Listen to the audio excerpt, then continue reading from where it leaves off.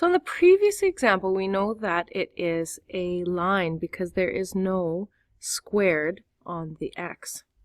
However, what happens when we are graphing quadratics? So similar strategies can be used to sketch the graph of an absolute value of a quadratic function, so of a parabola. Okay? To graph the y equals the absolute value of x squared plus 2x minus 3, create a table of values for y equals 2x, y equals x squared plus 2x minus 3. So we're going to do a table of values for the first one, though we in the quadratics unit have way stronger skills in graphing. And then we'll go from there. But let's just do it this way for this once. And then for the other examples, we are simply going to be graphing using our other means.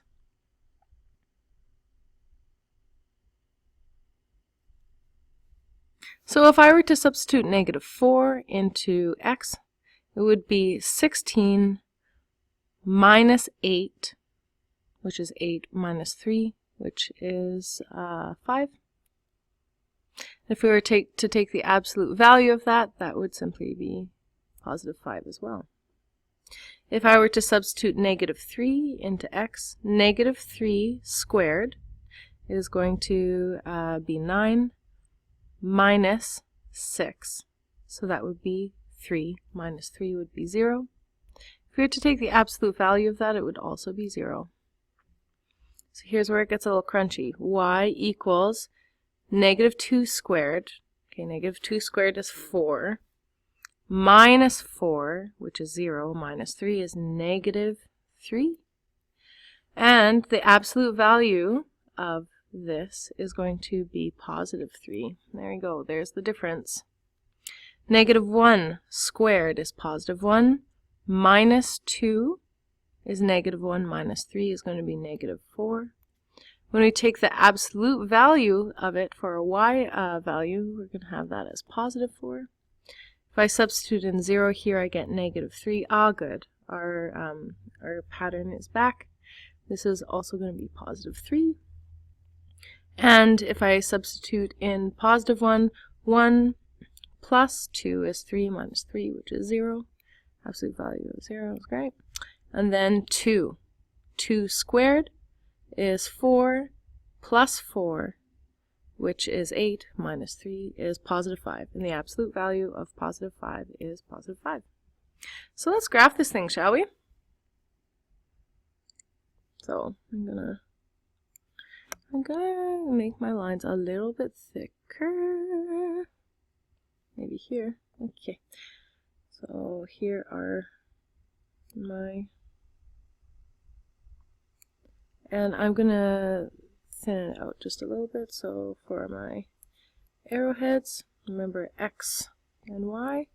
And each one of these squares is going to be worth 1. So I'm going to say this is 2 and this is 2.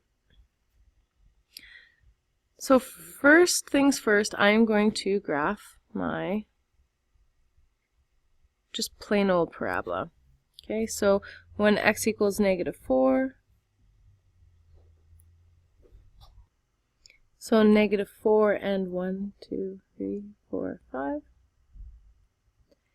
-3 and 0, boom. -2 and -2 and -3, so -2 and 1, 2, 3, right here. -1 and -4. All right, so there's our parabolic shape. Then we're going to bounce up again to here. And then 1 and 0. And then 2 and 5. So if I were to graph this, it would look like this. But now, let's draw the so that's not the absolute value. So let's draw our absolute value. And actually, let us make sure that we label this. This is going to be y equals x squared plus 2x minus 3. Now we're going to take our red and I'm going to zoom in. So this remains the same. This point right here is the same. This point right here is also the same. This point is the same. This point is the same. But what happens that's different is this -3 turns into +3, -4 becomes +4, and -3 becomes +3. So this one right here, instead of -1, -4, becomes -1, +4, 1, 2, 3, 4. This one becomes, instead of 0, -3, it becomes 0, +3. And this one, instead of being -2, -3, becomes -2, +3. So really, the y's become positive. So we go like this, and like this, and then we follow it up. So this is what our, I'm just going to erase that. This one right here is going to be our y equals the absolute value of x squared plus 2x minus 3. Because what we've done is we've taken all the parabola and anything that lies below the x-axis we have flipped up. And really, if I were to connect a line here, it would be this one right here. So the domain stays the same, but the range changes. Because the range, y values can no longer be less than 0. They can only be greater than or equal to 0. So let's do this example 2 right here. Now we have more sophisticated tools in our tool belt when it comes to graphing quadratics. So what I want to do is I just want to consider y equals -x squared plus 2x plus 8. And I know that, okay, I know that the original function is going to open down. I can figure out what the x-intercepts are, and there are no stretch factors.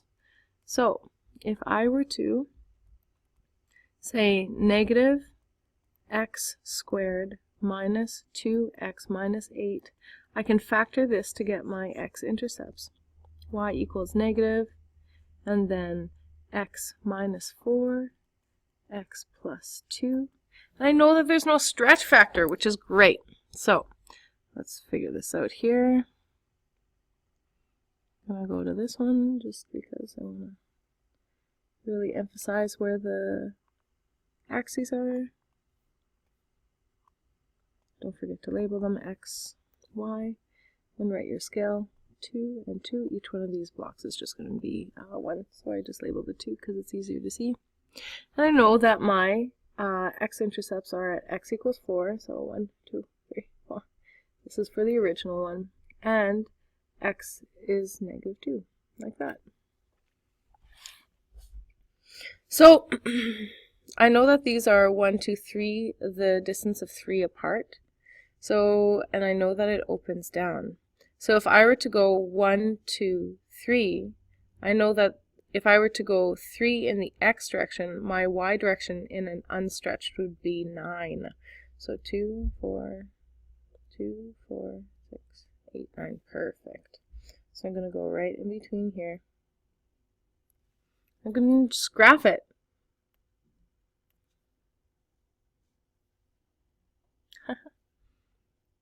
Two is 1, 2, 3. Sorry. 2 is 1, 2, 3. Yeah, right there. And right there. And I want to go below the axis too, just so that I can see what goes on there. So if I would to go over 1, 2, 3, 4, I would go down 16. 1, 2, 3, 4, 6, 7, 8, 9, 10, 11, 12, 13, 14, 15, 16. And it's just going to be mirrored on the other side. Perfect. So this is my original function. Great.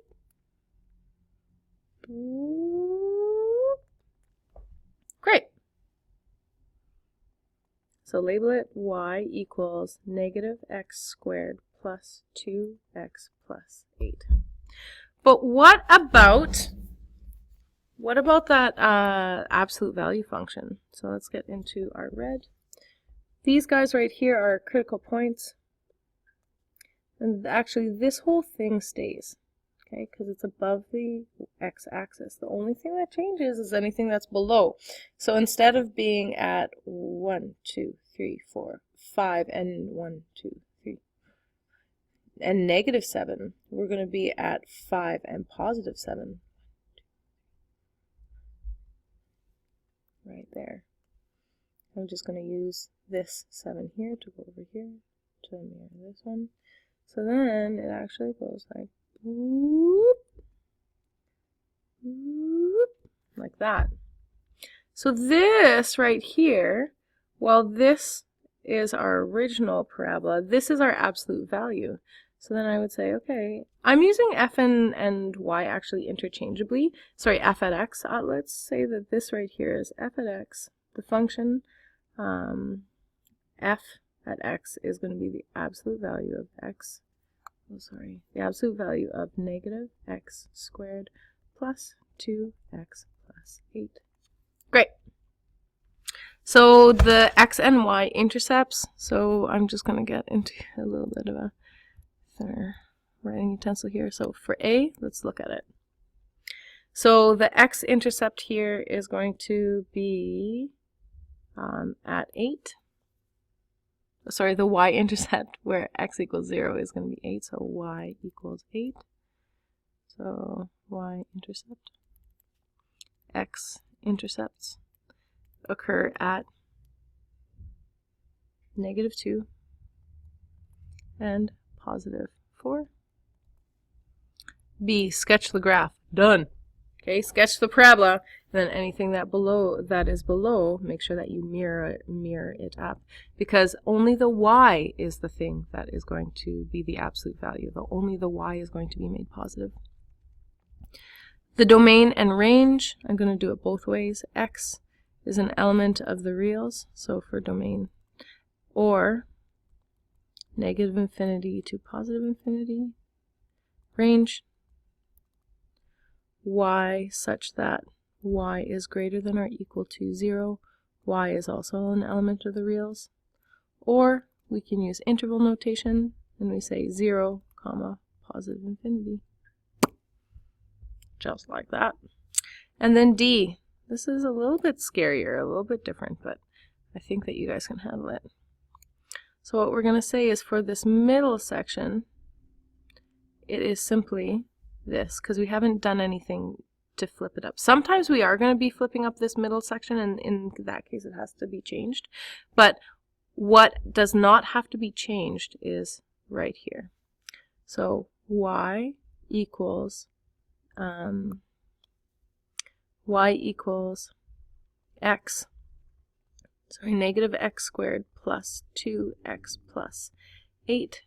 And we're going to be on an interval for between negative 2 and 4. So for negative 2 less than or equal to x less than or equal to 4.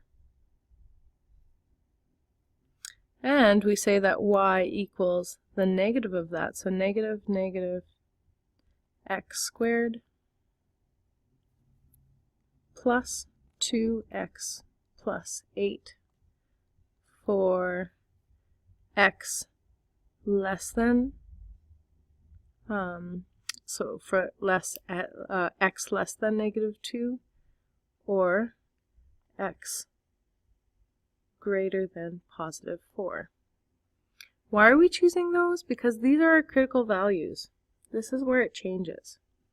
And we say that it's the negative of it, okay, where it flips up when it's outside of the bounds. This is just the original function.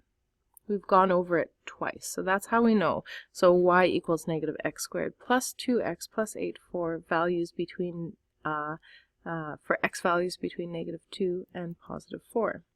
But we want to take the negative, because a negative times a negative is a positive, values for this function, but only when x is less than negative 2, so here, or when x is greater than 4.